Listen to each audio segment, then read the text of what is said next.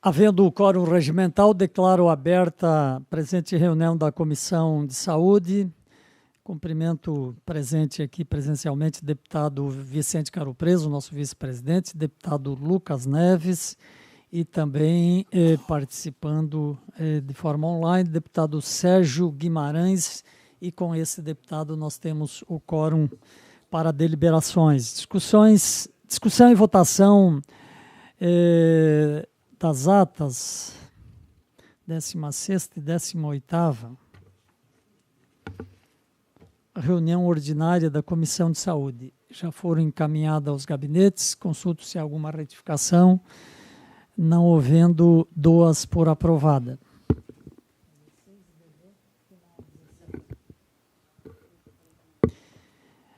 Discussão e votação dos requerimentos, requerimento 301/2023, de autoria do deputado Dr. Vicente Caro Preso, que requer a deliberação pela aprovação da participação em reunião da Comissão de Saúde do médico radiologista Dr. Ademar José de Oliveira Pai Júnior, presidente da Associação Catarinense de Medicina, ACM, para explanar sobre a sua gestão frente à referida entidade, em especial durante a pandemia da Covid-19, com data a ser agendada, preferencialmente para o mês de dezembro desse ano. Em discussão, deputado Vicente Caro Preso. Bom dia a todos, em especial ao senhor presidente, deputado Lucas, deputado Sareta. Na realidade, a convocação do doutor Ademar, que é presidente da Associação Catarinense de Medicina, está deixando agora o cargo, vai ser substituído por André Soberiaski. Tem determinadas situações que têm que ser conhecidas da sociedade. Muitas vertentes que ajudaram muito na época da Covid, né, no auge do Covid, muito se aprendeu com e se ajudou o Estado e a própria medicina com intervenções feitas pela gestão da Associação Catarinense de Medicina, que esteve presente do primeiro até o último dia. Então, é importante que a gente analise e aprenda e veja o que realmente foi feito pela Associação de Medicina naquela época e também o que a gente planeja para o futuro.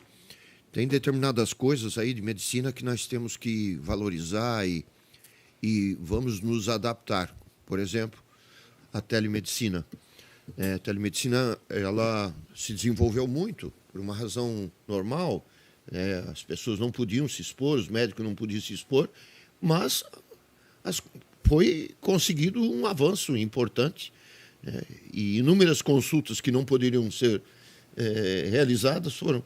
E disso sobrou um aprendizado muito grande, um know-how, que pode ser implementado no dia a dia dos municípios, né? Fora o telesaúde, as coisas que já existem, a dermatologia e teleradiologia, tudo isso que já está, né, configurado de uma maneira forte e cada vez mais intensa no dia a dia da medicina, principalmente na medicina social, no SUS, né, poderá ser visto e revisto aí com uma palestra do presidente da ACM. Por isso eu peço aprovação, senhor presidente. Continua em discussão. Não havendo mais quem queira discuti-lo, coloco em votação o requerimento. Os senhores deputados que aprovam, permanecem como se encontram.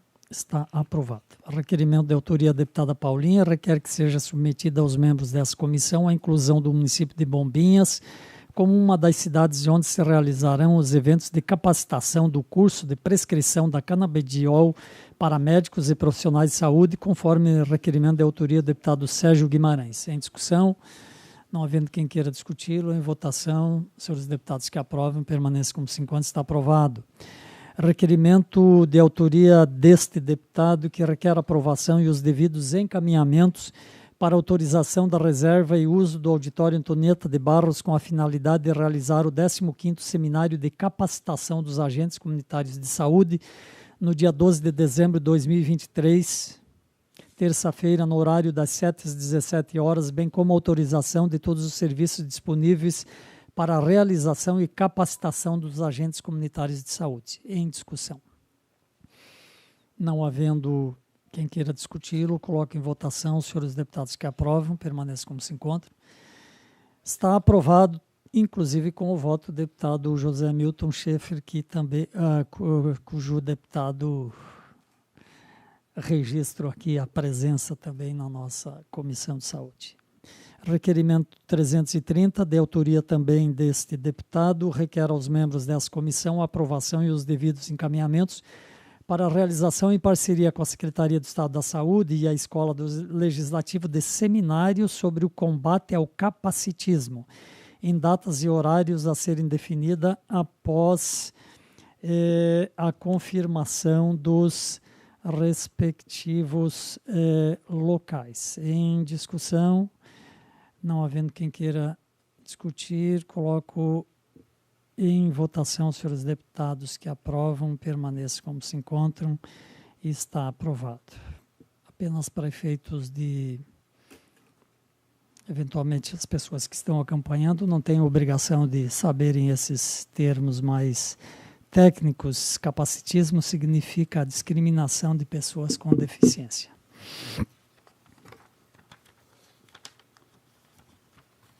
Discussão e votação de pareceres. Primeiro projeto de lei que está na pauta. Este deputado que é o relator. É a discussão do projeto de lei 265/2023. Passo, portanto, à relatoria do projeto. Ele altera a Lei 17.292 de 2017, que consolida a legislação que dispõe sobre os direitos da pessoa com deficiência para equiparar as pessoas com más formação congênita, fissura lábio-palatina e ou anomalias cranofaciais às deficiências físicas à pessoa com deficiência nos termos da Lei 18.508. Foi aprovada na Comissão de Constituição e Justiça com uma emenda substitutiva global. Em seguida foi aprovado também na Comissão de Direitos da Criança e Adolescente e agora vem a esta comissão. Voto. Inicialmente, a defesa e proteção de saúde tornou-se marco da atividade parlamentar desse relator.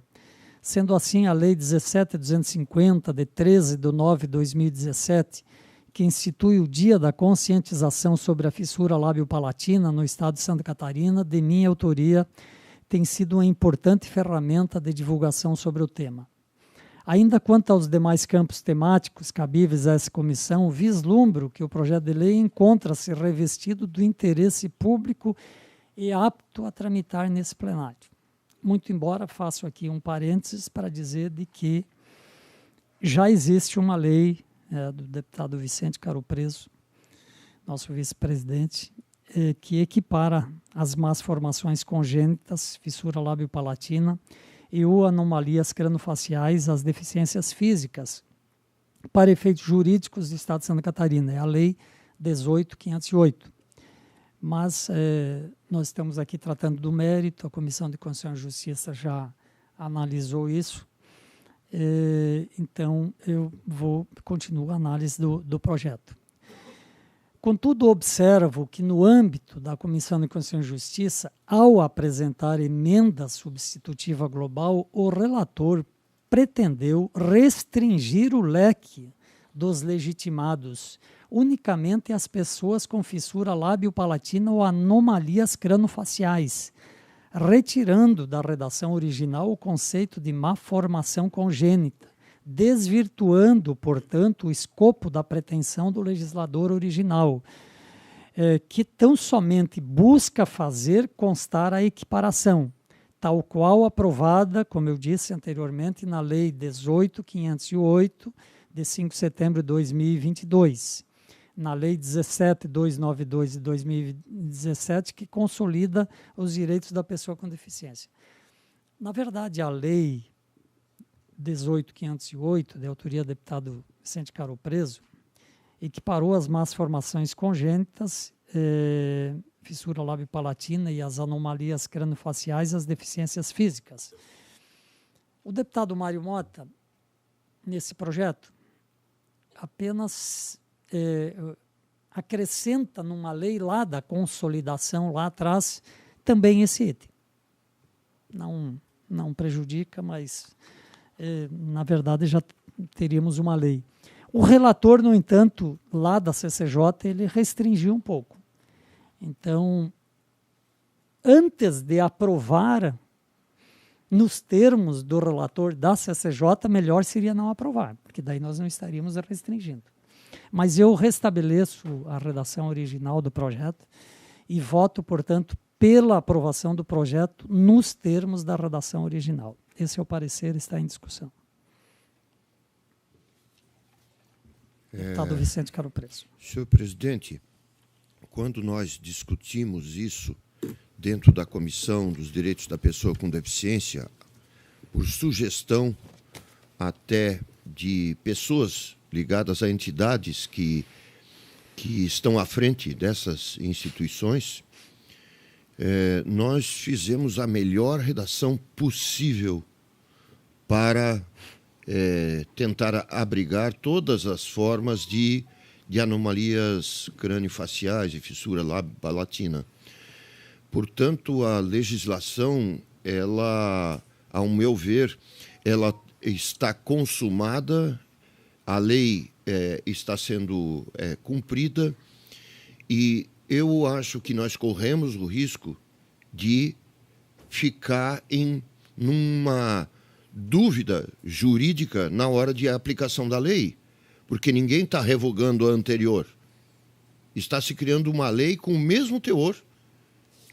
E essas coisas, eu acho que aqui no parlamento nós temos que tomar um pouco de cuidado, né?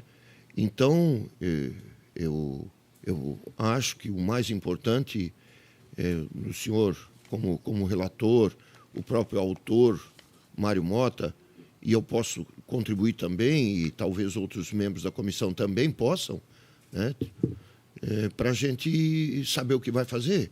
Né? O que não podemos é confundir as pessoas achando que estamos fazendo uma lei diferente, quando na realidade a gente está fazendo uma lei parecida e pior. Né? Então, eu peço vista e convoco desde já o presidente, que é o relator, e também o deputado Mário Mota, para a gente conversar e ver quais são... E o deputado Lucas Neves, a quem passo a palavra.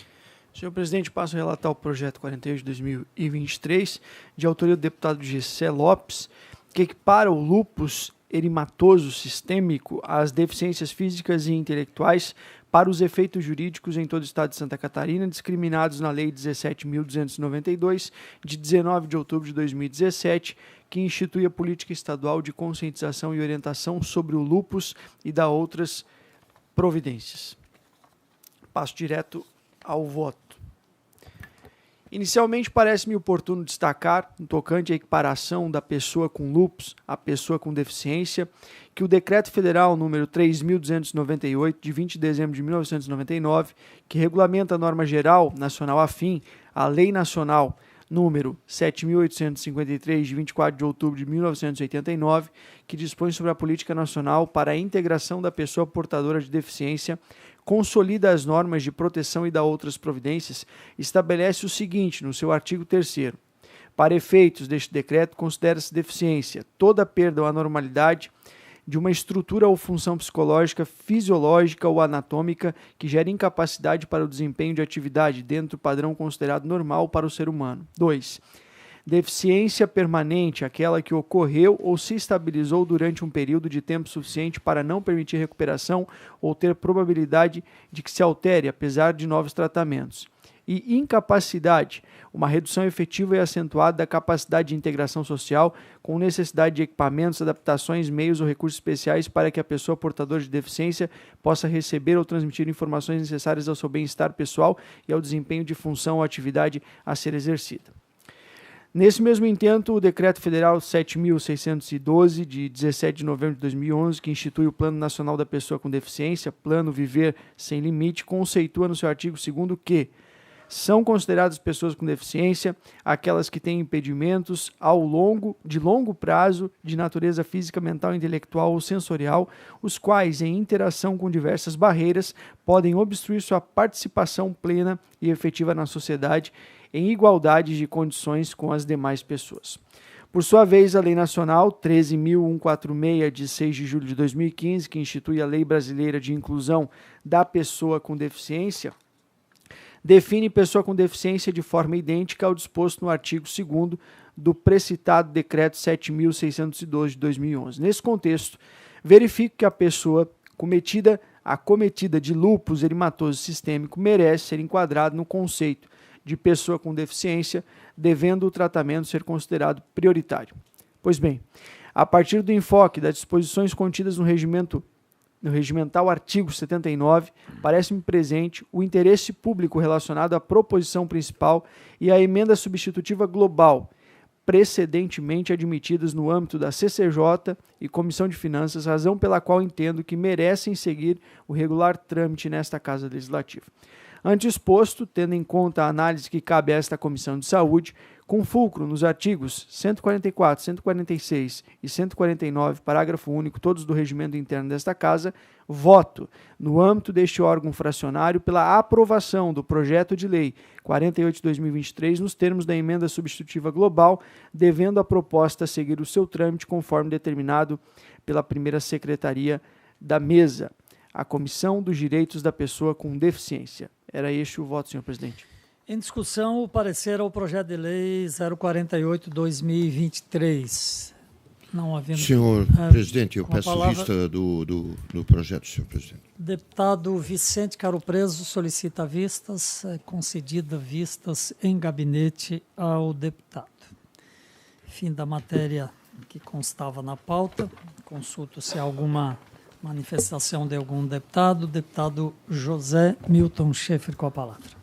Deputado Neudi, ao cumprimentá-lo, quero cumprimentar todos os colegas deputados aqui desta comissão e trazer aqui na comissão também, fruto da última reunião da Frente Parlamentar em Defesa da Saúde, tivemos a presença de muitos parlamentares naquela reunião, entre elas nosso vice-presidente, deputado Vicente Caro Preso, e tantos outros deputados, e trazer também uma preocupação que a gente está tendo, acompanhando o orçamento do Estado, que vai ser votado nos próximos dias aqui na Assembleia Legislativa, ao fazer um levantamento breve, levando em consideração informações aqui da Assembleia e também da Secretaria da Fazenda, nós constatamos de que, de um orçamento para o outro, nós vamos, em vez de nós ter um incremento de pelo menos 8%, 9%,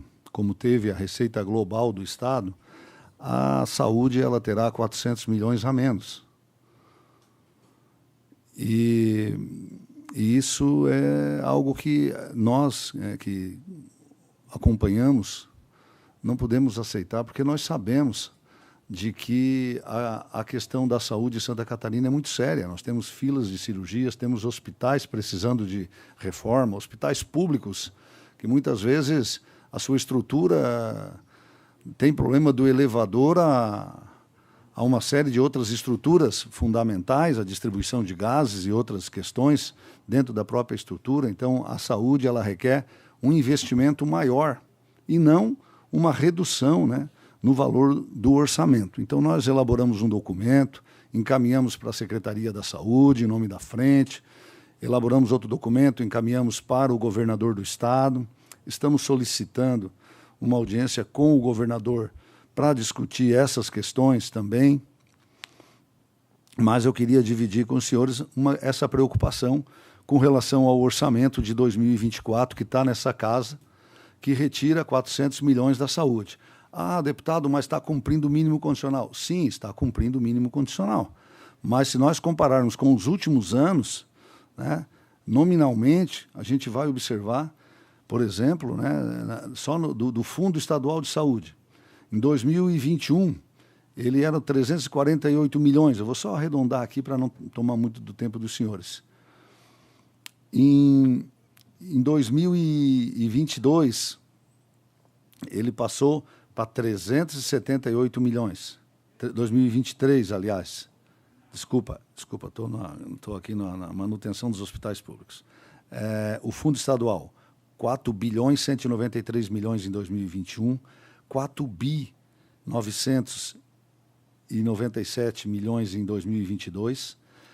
Em 2023, 6 bilhões 299 milhões. Em 2024, deputado Lucas Neves, ele cai para 5 bilhões e 892 o Fundo Estadual de Saúde, numa redução de 6,47%. Então, é aqui que nós estamos nos referindo. E eu vou um pouco à frente também, e aí a gente desenha algumas coisas ligadas à utilização dos recursos. E nós observamos que a política hospitalar catarinense, que é a ferramenta que o governo tem para trabalhar com os hospitais filantrópicos em Santa Catarina, hospitais esses que atendem quase 80% da população do SUS, é atendida por eles. E a política hospitalar catarinense, que foi debatida nesta casa e em vários outros ambientes, ela tem sido uma ferramenta que evita de que a freirinha, de que o presidente voluntário lá de uma associação de hospitalar, lá do interior, lá da região serrana, tenha que vir aqui com pires na mão, muitas vezes pedir uma emenda de 200, 300 mil na secretaria ou até para um deputado, para ele ter o direito de ir lá atender o paciente que é do Estado. A política hospitalar que está levando aos poucos dignidade, uma luta que não é só da Assembleia, é uma luta do Estado de Santa Catarina inteiro em prol do voluntariado, que toma conta desses hospitais. São 140 hospitais contratualizados na política hospitalar, filantrópicos. Foram essa gente que ficou 3 horas da madrugada atendendo pessoas lá, por R$11 uma consulta na emergência do hospital. A política hospitalar foi criada para ajudar no custeio. Um hospital, o Hospital de São Joaquim, quando ele atende alguém na emergência, eles ganham R$11, 3 horas da manhã. E a política hospitalar ela foi feita para complementar isso, para ajudar no custeio. Imagina uma cirurgia, imagina um tratamento. Por que tem fila de cirurgia em Santa Catarina? Porque a remuneração do SUS é muito baixa. Se fosse o preço justo, o médico ia fazer a cirurgia, os hospitais todos estavam aptos para receber na hora que o paciente precisasse. Reajusta o valor dos procedimentos. Os secretários municipais de saúde têm que ser parceiro disso. Porque se continuar do jeito que está, daqui a 1 ano, 2, eles vão botar o paciente numa ambulância e não vai ter uma porta aberta para deixar aquele paciente lá. Nós temos que ser parceiro de buscar mais dinheiro para a saúde. Olha só o que o orçamento do ano que vem ele faz com a política hospitalar catarinense. Quando ela começou, no orçamento de 2021 eram 305 milhões. Depois, em 2022, já na pandemia, passou para 635. Em 2023, 608. Em 2024, 500 milhões. 100 milhões a menos. Para os hospitais filantrópicos. Deputado Lucas, o hospital filantrópico, ele faz uma cirurgia pelo preço mais baixo que qualquer hospital do Estado faça. Porque ali é voluntariado. Você não vê uma freirinha morar num apartamento na Beira-Mar Norte, em Florianópolis. Elas moram dentro do hospital. O voluntariado lá da cidade é catado à mão para botar no hospital.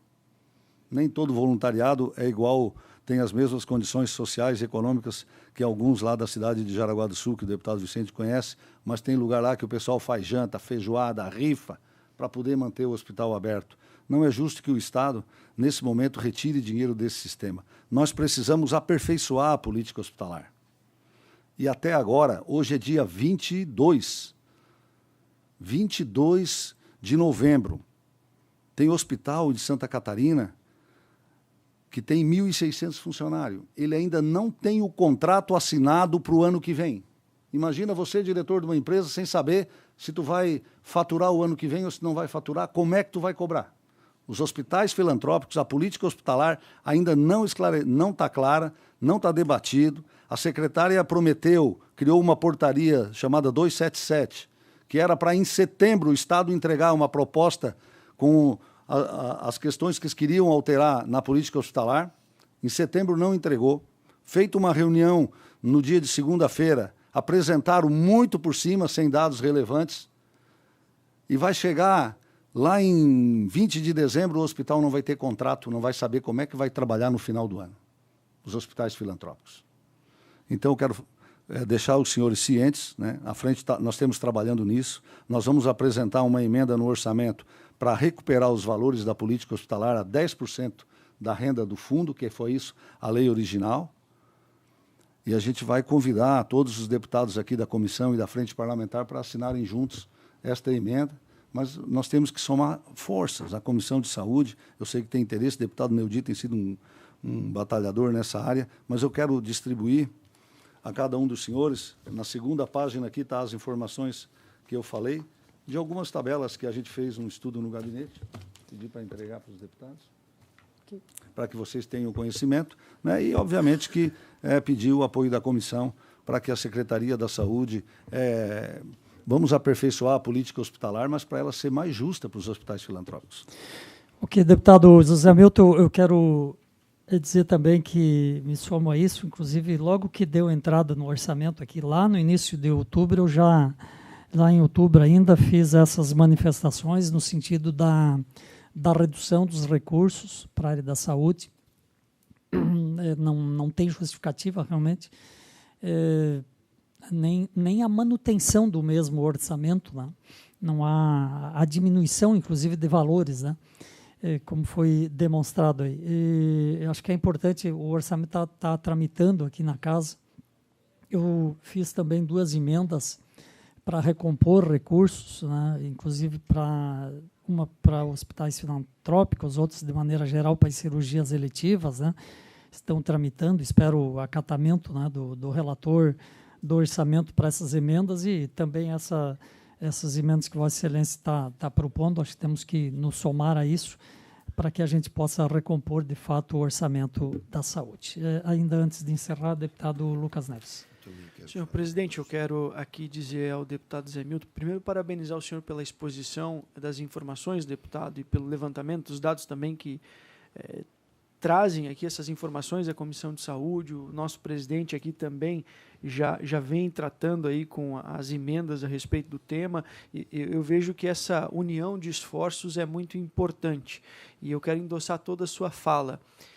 Me preocupa, e eu diariamente recebo aqui no telefone, quando a gente está lá na região, visitando o município, assim aconteceu no final de semana, senhores deputados, de uma senhora lá de São José do Cerrito que está na fila de cirurgia, né? E não tem perspectiva de fazer a cirurgia, né? Não tem nenhum mínimo de esperança, ou seja, a fila continua, a fila de cirurgias. Diferente daquilo que foi pregado no início do ano, de que nós teríamos a fila zero nas cirurgias eletivas, isso não aconteceu. E para piorar o cenário, nos vem um orçamento que corta recurso, diminui o recurso da saúde, um impacto direto, como muito bem falou aqui o deputado Zé Hamilton, nos hospitais filantrópicos que carregam esse atendimento nas costas com muita responsabilidade e competência, mas se não tiver a guarida do Estado, a guarida da Secretaria de Estado da Saúde, não vão conseguir seguir em frente atendendo a população. Então, a gente precisa defender, sim, a recomposição dos recursos para a saúde de Santa Catarina. Nós não podemos aceitar a redução do orçamento, porque isso vai impactar lá na frente. Aquela pessoa que está na fila vai ficar mais tempo ainda esperando por uma cirurgia. Os hospitais filantrópicos, que já estão com dificuldade para atender a população, vão ter ainda mais dificuldades para seguir atendendo, vão ter que suspender serviços por conta disso. Então, é inaceitável. Contem com o meu apoio para que a gente possa unir forças para garantir a recomposição dos recursos no orçamento da saúde e garantir lá na frente que o nosso povo catarinense continue tendo o atendimento dentro do possível, daquilo que nós temos de realidade financeira e orçamentária, o mínimo do digno possível. Acho que é isso que nós temos que garantir aqui. Agora, de um orçamento que vem ano após ano, vinha aumentando gradativamente. De um ano para o outro, a gente vê uma redução dessa aqui, é inaceitável. E a gente está aqui e tem que defender aquelas pessoas que não podem estar aqui. Aquela pessoa que está na fila, que gostaria de estar aqui falando nesse microfone pedindo ajuda e não consegue. E a gente tem essa responsabilidade de representar essas pessoas. Então, em nome de algumas pessoas que eu tenho recebido aqui mensagens, de algumas que eu encontrei pessoalmente, inclusive no final de semana, e que estão na fila esperando por uma cirurgia eletiva, em nome dessas pessoas, o senhor tem o meu apoio para a gente defender a recomposição do orçamento da saúde. Obrigado, deputado Lucas. Deputado Vicente Caro Preço. Senhor presidente, senhores deputados presentes aqui, em especial deputado Zé Milton Schaeffer, que é o presidente da Frente Parlamentar de Apoio à Saúde, e que representa como ele disse, a grande maioria, a enorme maioria da resolutividade do Sistema Único de Saúde. 75%, 80% das pessoas são atendidas em hospitais filantrópicos. E com um corte na política hospitalar que foi gerada por discussão na Comissão de Saúde, desde o ano 2017, eu me lembro, essa política que teve alguns atalhos, que teve alguns remendos, depois de instituída, ela veio para ficar. E veio para ficar com uma valorização e um respeito que nós temos que ter até a passado recente, na pandemia. Olha o que aconteceu com Santa Catarina. Não foram apenas os hospitais públicos, totalmente públicos, que resolveram a situação. Quem resolveu a situação foram os outros hospitais, conjuntamente. Então, me parece que está havendo uma necessidade de a Comissão de Saúde solicitar que o secretário de Fazenda possa se fazer presente e explicar para nós, para a gente poder explicar para as nossas bases o que vai acontecer e que a gente sabe qual é o filme que nós vamos assistir. Eu acho que temos que ter, sim, firmeza e fazer com que haja uma explicação pública dessa situação. Tem um caso em especial, que eu não sei como está, o senhor é do Oeste, que me pediram ajuda faz algumas semanas, que é o Hospital Regional do Oeste, lá de Chapecó. É uma situação terrível. O que era o Hospital Regional de Chapecó?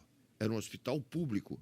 Na época do Luiz Henrique, um golpe de mestre, vamos dizer assim, ele passou para uma entidade tocar o hospital.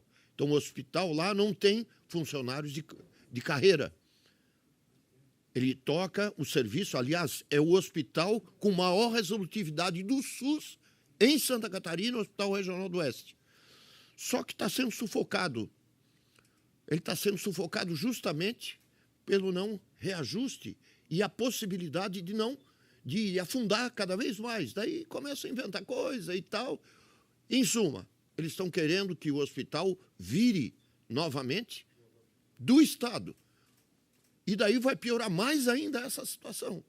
Então, tem algumas facetas que nós vamos ter que enfrentar aqui na Comissão de Saúde, no que diz respeito ao atendimento, sim, a boa parte da população. Tira o Hospital Regional do Oeste do caminho. Para onde os caras vão? Isso aí vai estourar, essa situação, vem para cá e, quem sabe, possa estourar algo maior ainda. Então, nós temos que agir com muita firmeza nesse momento e impedir com que haja quebra do orçamento, até para ajudar a secretária de Saúde. Eu acho que ela é a mais interessada nisso. Deveria ser a mais interessada em que a gente dê gordura a essa secretaria, prevendo aumento de preço e aumento da disponibilidade de cirurgias. Ok, eu quero, sobre a questão do Hospital Regional do Oeste, nós temos tratado isso de forma intensa aqui, especialmente junto com os deputados que compõem a chamada Bancada do Oeste. Há 2 semanas atrás, inclusive, esteve a direção do hospital aqui, esteve a secretária da Saúde também, reunião que fizemos no gabinete da presidência. É uma questão que realmente preocupa bastante, e deu entrada ontem à tarde também um pedido, inclusive, de audiência pública sobre isso, que nós deveremos pautar, então, na próxima reunião da Comissão de Saúde, porque realmente é preocupante. Eu acho que essas manifestações todas reforçam aquilo que a gente tem dito com frequência em relação à recomposição do orçamento da saúde e também a essas questões importantes que estão pendentes e angustiando os catarinenses. Agradeço a presença de todos e está encerrada a presente reunião.